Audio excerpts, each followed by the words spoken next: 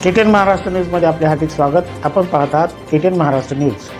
काही ठळक बातमी. राजकीय उपेक्षा. देशात मातंग समाजाची संख्या मोठी असूनही राज्यसभा प्रतिनिधित्वापासून समाज वंचित आहे. देशाच्या राजकारणात आणि समाजकारणात मातंग समाजाचे योगदान ऐतिहासिक आणि महत्त्वपूर्ण राहिलेले आहे.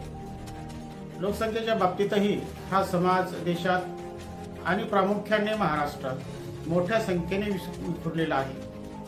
मात्र दुर्दैवाची बाब अशी की स्वातंत्र्यापासून आजपर्यंत एकाही मोठ्या राजकीय पक्षाने मातंग समाजातील नेत्याला राज्यसभेवर पाठवण्याची तत्परता दाखवलेली नाही. राजकीय पक्षांच्या या उदासीनतेमुळे मातंग समाजात सध्या तीव्र संतापाची लाट आली असून आम्ही फक्त मतदान करायचे का, असा संतप्त सवाल समाज बांधवाकडून विचारला जात आहे.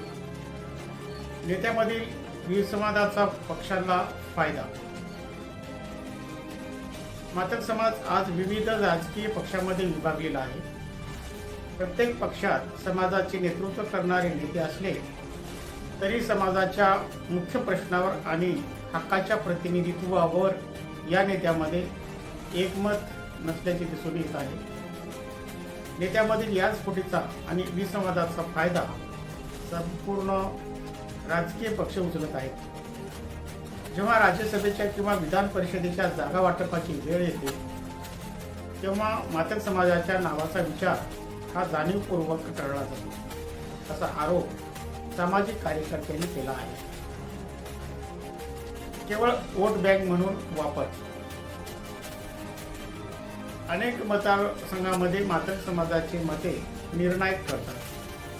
निवडणुकीच्या काळात सर्वच राजकीय पक्ष समाजाच्या दारात जाऊन आश्वासनाची खैरात करतात.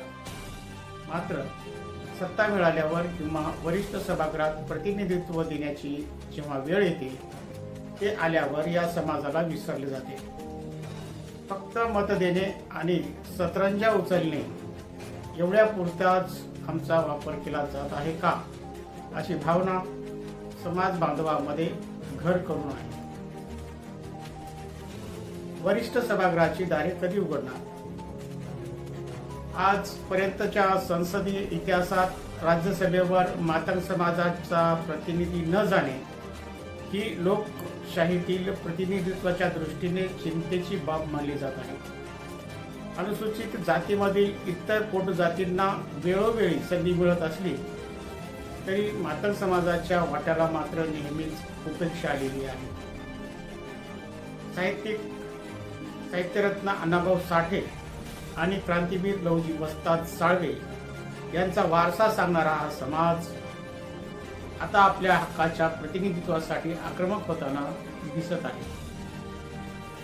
आगामी काळात होणाऱ्या राज्यसभा निवडणुकीमध्ये तरी एखादा पक्ष मातंग समाजाला संधी देऊन हा ऐतिहासिक अन्याय दूर करेल का, की समाज पुन्हा एकदा केवळ वोट बँक म्हणूनच मर्यादित राहील, हे पाहणे तितकेच महत्त्वाचे ठरेल.